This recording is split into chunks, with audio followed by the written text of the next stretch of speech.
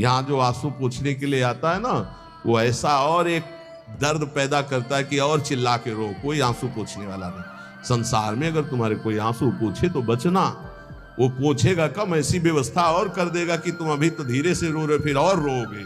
ये संसार है। अगर आंसू पूछने के लिए आए तो केवल प्रियालाल आवे तो विश्वास करना, अन्यथा तब तक अपने आंसुओं को पूछने मत देना किसी को। हमारी बात समझ लेना।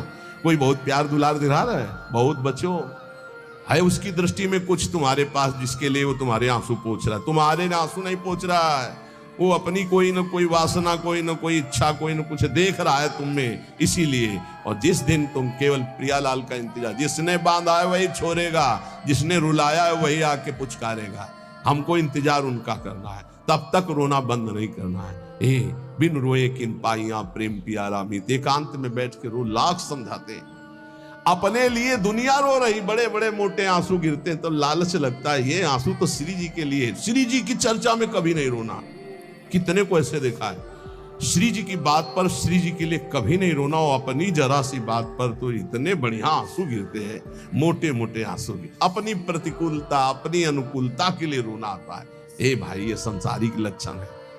भक्त के कभी आंसू भगवान के सिवा कहीं और गिर नहीं सकते, ये पहचान है। काट डालो तो भी आंसू नहीं आएंगे, वो उसके आंसू सिर्फ बिके हैं भगवान के लिए। अगर उसके आंसू ढलकेंगे, निकलेंगे तो केवल प्रियालाल के लिए। तो ऐसे बनो, प्रियालाल के लिए रो, संसार में कोई आपका नहीं है। ये हमारी बातें आपको लगेंगी कि हमारे तो बहुत है प्यार करने वाले, धिक्कार है भी तुम्हारी बुद्धि तुम्हें धोखा दे रही।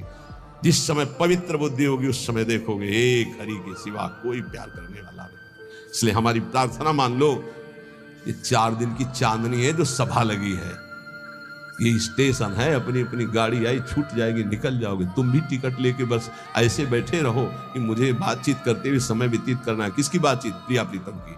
जाना हमें श्री जी के पास है। पता नहीं आप लोग ठान क्यों नहीं रहे कि मुझे जाना है श्री जी के पास। तैयारी है प्रिया प्रीतम के पास जाने की? तैयारी कर लो, हम कह रहे हैं तैयारी कर लो, एकदम गाड़ी आएगी, एकदम। और ये इतनी रफ्तार की गाड़ी है कि सेकंड भर इंतजार नहीं होता कि दस्तखत कर दो। इसमें छूट नहीं है कि दस्तखत कर दो, लड़कवा दौड़ के आ जा ले दस्तखत करवा, ऐसे नहीं है। गाड़ी आई तो बस निकलो। और ये पहले से चयन कर लो, पहले से पता लगा लो, पहले से तैयारी कर लो कि तुम टिकट कहां के लिए हो। कहीं की टिकट है? नहीं है तो फिर जो टिकट मिलती है वो नरक की फ्री मिलती है, तत्काल वाली। पहले से ये बुक कराई जाती है, निकुंज जाना है कि बैकुंठ जाना है, पहले से बुक होती है। और यहां सब निश्चिंत हैं, तो जो टिकट उस गाड़ी में मिलती है एकदम, तो एकदम वाली वो मिलती है, हम आपको बता रहे, नरक वाली मिलती है फ्री, तत्काल।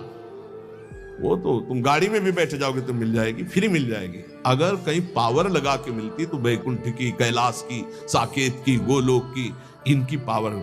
और अगर कृपा से मिलती तो वृंदावन धाम की मिलती। तो टिकट है आपके पास वृंदावन धाम की? ए भाई है? हाँ, अब बताओ आपकी टिकट में क्या लिखा है? हमारे माई। हाँ, अगर ये टिकट है तो हम पहले से तैयार हैं निकुंज के लिए। ये बात ध्यान रखना। ये वृंदावन में बैठ के कह रहे हैं, आपने भी हाथ उठा दिया है। हमारी सबकी गति कहां है? श्री जी के चरणों में। हमारे पास टिकट है। अब हम कल कहेंगे तुमसे, अगर सत्संग में